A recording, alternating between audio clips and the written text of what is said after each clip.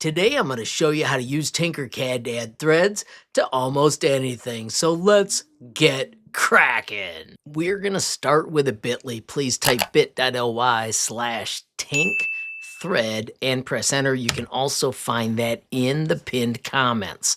When you get to it, it'll say make a copy. Simply click that and you'll have your very own copy of the current Google Sheet. So here is the theory super quick. Pick an opening you want to put on your container. For instance, I'm going to make mine a little bit like a bottle, and I'm going to put a 21 millimeter opening. I'm going to choose to make the walls 1.5 millimeters thick. Many times I use 2 millimeters, so that's what you'll see in other videos. Those are up to you. I'm also going to choose an additional gap of 0.4. I've had these work as low as 0.2. You have to determine how it works with your printer and how tight you want to create them. You can keep an eye on the version numbers. Here's what you'll note. It's version 1.5 and I updated it. And then in the note, I explained what I changed with each version. Once you've got the sheet, you can also open Tinkercad. Notice I started a new tab and we're simply visiting tinkercad.com. It is 100% free, runs in a web browser, and is always up to date. I simply choose sign in with Google. Today we're going to hit create new 3D design. Now this is where it gets cool. We're going to use a new feature in Google Chrome. We are going to right click on one of the tabs and we're going to say add a split view. I want the second one to of course be my Tinkercad project, and then I can see both of these at the same time. We can easily drag and adjust the panes. So it's just the screw neck. That gives me more of a view. I can also hide those when I don't need them. And today I'm going to choose to make a 21 millimeter thread, but that's a good way to keep track as you're building these. If we bring back out our shapes, I do want to quickly highlight, if you haven't done any beginner tutorials, I have got a bunch of them. Check out this playlist right here to help get started in Tinkercad. All right, so let me walk you through this real quick. I call it 21, so we're using the number 21. I'm also choosing two walls of 1.5. If you watch my previous tutorials, I do this with 2 millimeters a ton. I just want to try something different. Also for additional gap, I'm choosing 0.4. This makes it a little loose, which I think is going to be great for a lot of 3D printers. With my Bambu Labs printer, I've taken it down as far as 0.2, and quite often I choose 0.3. I'll explain how we use all these numbers in a bit. I do want to highlight the version number is always right up here, and if you click right here, you can see what I did. Right now we're updating math, and we're using the sweet new Intersect tool. I'm going to make this screen smaller right now, so I can highlight Tinkercad. Now I'm also going to click right here and hit full screen. I wanted it smaller before so that you could see how we set up the split tabs. Now the parts we need in Tinkercad are a cylinder. I'm going to max its sides right when I bring it out. We also need a tube. I'm going to click on it and I'm going to max its sides just so I don't forget. And then also we need a special shape called the screw threads. If you type THRE, press enter, it shows up. Notice I've got the little favorite star. I'm going to bring this guy out and let me show you quickly. Favorites can be found right here. Of course, you have to hit more shapes for me to be able to find it. Yours may be higher on the list. When you click the screw thread, it has parameters. If you ever drag these handles, you break those. So whatever you do, don't drag them. Now the parameters are what make this system work. We typed in the number 21, 1.5, and that 0.4, and it gave us the parameters for the thread. We're going to simply type these in. 12 and press enter. 13 and press enter. 2, press enter. 1, press enter. And 1, press enter. Notice if they ever snap to a wackadoodle number, just go back, type the number again, and press enter. I'm going to maximize the sides to 128. We're keeping the total height, and we're switching to clockwise. Just like that, you've built the main thread that we're going to use.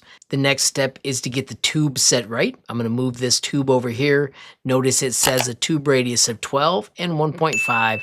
You can check the formulas. These are all calculated based on what we chose up here. So I'm going to simply type 12 and I'm going to type 1.5 and press enter.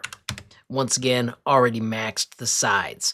I also am going to change the height to 15 and press enter. Now we need to line these up. I'm going to choose L for align. I'm going to click on the cylinder to make it the boss. I need center, center, and center. You'll know you did it right if there's purple above and below. We need that thread to be centered on that part. Before we go any further, we're going to grab this set of 3, do Control D and Shift Nudge to move it aside, because we'll use these in a few minutes for the cap. Now we can simply move to our thread. You'll know you grabbed it because it's the purple one. Do Control D, and we want to rotate it with this handle right here. Notice if you let go, we can click in this box and type the number 60, which is what we need, and then do Control D, and it records that move. So that's 3, 4, 5, 6 threads, all rotated 60 degrees, just like that. We're going to click on this one, and we're going to lock it. Now we can grab those threads, select them all, and do Control G to group. With those taken care of, now it's time to move to the cylinder. We are going to take this one and we are going to shift stretch. This one does work, and then we're going to type in that 26 and press enter. We are going to do Control D to make a second one. We're going to click on the first one, and we're going to give it the measurements 1 and 1 for the bevel and the segments. We're going to take the second one, and we need to set it to the height of 15, which matches this piece right here. Now we're going to shift select these 3. Shift select, shift select, shift select. 3 shapes. L for align. This one has got to be the boss. This is all going to go to the top. We're going to choose the center, and then I love to use this corner so that it's easier to spot that center. If we zoom in, you can see these are all overlapping, but if you look closely, this part's not perfect. We're going to click on our main cylinder. So notice I click away, click on this one, and I'm going to hide it. I'm going to click on our tube. Notice it takes a second to find it. There it is. And I'm going to make it red. This makes it more easy to see this next piece. Now we're going to make this slope cut into there at the exact right spot. To do that, we're going to switch to a 0.1 nudge, and we're going to do Control up. See, as it gets closer, closer, and bang. That is where it coincides. Now we can do Show All to bring everything back, and simply grab these all and do Control I to intersect. This magical new tool chops off everything that wasn't completely touching. Bang! We've instantly got a screw neck, and those are all trimmed, so they're going to be easy to thread. How cool is that? Now we can slide over, and we can take care of our cap. Once again, we've got the thread, but this time we need to slide this over so we can see the screw top. We simply click on that thread and adjust the numbers. 12.4, press enter. 13.5, and press enter. We do need to switch it to 1, 2, and 1. And then this is why we copied it over, is because the rest of these all stay the same. The 2 balls need to be 1.5 and 14.9. So I'm going to click on that. I've already got the 1.5, but there is the 14.9, and press enter. Notice if anything doesn't work on these, double check that you type the numbers right. That is the most common reason that users have errors. Now we're going to repeat that trick to rotate. Click on the screw thread, do Control D, rotate the 60. I'm going to actually get to it just using the handle, let go, and then of course we got to make 6 of them. So there's number 3 by clicking Control D, number 4, number 5, and number 6. Bang! We have just added the threads to the cap. All right, so with these built, move to the cylinder. Hold down Shift and stretch the handle. Remember, we have to do this number right here, 27. Click it, type it in, press enter. Of course, we do need to set the height to 15 to match the tubes that we built earlier. Click on this tube and hide it. Grab all our threads, and of course, do Control G to group them. Now we can grab both of these, choose L for align. Make sure we pick the threads. We want center, center, and of course we're going to leave them as they were. If we take them and do Control I to intersect, bang, you are left with the threads trimmed at the exact height for the part we built a minute ago. How cool is that? So we've got our threaded part. Let me show you how to make it into a cap. First, I'm going to set the nudge to 5. Now when we grab these pieces, it is easy to move them and get them centered on the grid. Then I want you to move over to your basic shapes, and we're going to bring out Sketch Revolve. Same trick, center it inside those.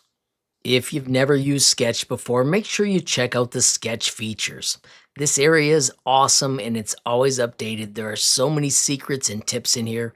Make sure you check it out. You can close it with the X and always get back to it instantly. If you prefer my tutorials, this bit.ly right here will take you to my playlist. Now here's how we build the lid. We're going to put our snap back to size 1. We're going to click 1 millimeter away from our shape. We're going to go 1 millimeter short. So remember, this was 15, so we're simply going to go 14. Now we're going to press number 2 to turn on Bezier curve mode. We're going to go over 2, we're going to go up 2. Click and hold. This gives you the Bezier curve that you can bend. Now here's the secret. If you keep this straight on that line, you can find the perfect curve. Look at how slick that was. And then we simply move out here and click to finish it. When you hit escape, bang, you have just made a fantastic cap. How cool is that? I'm going to hit finish sketch. I am going to maximize the sides. And then I'm going to reuse this one to make it easier to grab. Control D to duplicate. Edit the sketch. When we get in here, that line is still there, but we don't need it. We're going to make a new line right here on the outside. I'm going to click. I'm going to go up 10 millimeters. Once again, I'm going to hit escape to finish it. Simply hit finish sketch, and then I can click on this shape and set it to 12 sides and press enter. Just like that, you have got a 3D printable cap. Now I'm going to grab all of those separate pieces and I'm going to flip them 180 degrees for 3D printing. Bang, cap and neck. I'm going to move this a little closer for 3D printing. All right, real quickly, I want to explain. Cone trimming will stay in there, but we have gotten rid of that with the new Intersect trick. We can simply grab those two parts, choose export, STL. I'm going to store them in my 3D modeling folder as 21 millimeter thread. Now, of course, we can bounce to Bambu Studio, create a brand new project. Let's hit add. Of course, there is my 21 millimeter thread, and there are our two parts. I am going to right click and I'm going to change the filament. I want to print this with some of my generic gold silk. I'm going to use the 0.2 standard settings, slice the plate, and we're going to have it in about 40 minutes. Print plate, and let's send it for 3D printing. And not much more than 40 minutes later, 3D printed threads. Let's go do some testing. All right, so here we are with our threads. This is the gold silk. Bang. Zips on. That easy. I do want to show you quickly. This is the 0.4, and there's a little bit of wobble. This one right here used 0.3. I also added a small base. That makes it easier to take it on and off, but less wiggle. That is a better print. And then this one right here uses 0.2. This one's a little harder to start. You can hear the friction, and you can see it just locks on tight as a drum. So it's up to you to figure out what works best with your 3D printer. But as you can see, we can add threads to anything, including a golf ball. How cool is that? So a quick wrap up. Of course, I tried to keep this short. Remember, be patient if you're watching it. Back up and check it twice. You can also hit that little gear and you can change the speed to any speed you like. I also want to say thanks to ZDP189 for sharing the technique. I'm having a blast adding threads to almost anything. Finally, a quick shout out to everybody that supports me via YouTube memberships. Don't forget there are 3 different levels of support starting as low as $5 a month. With any level of support, you get early access to videos. Also, make sure you pay attention to those members only posts. A massive shout out as well to everybody that supports me via Patreon. We are well over 400 members. It is a fantastic free messaging area, and of course you can learn more with the bit.ly up above or the link in the description. Finally, friends, I want to thank you for watching. Don't forget, every time you like, hype, share a video, add a comment down below, or click subscribe, you're helping HLModTech get just a little bit bigger, which absolutely makes my day. Friends, have a glorious day, and keep tinkering.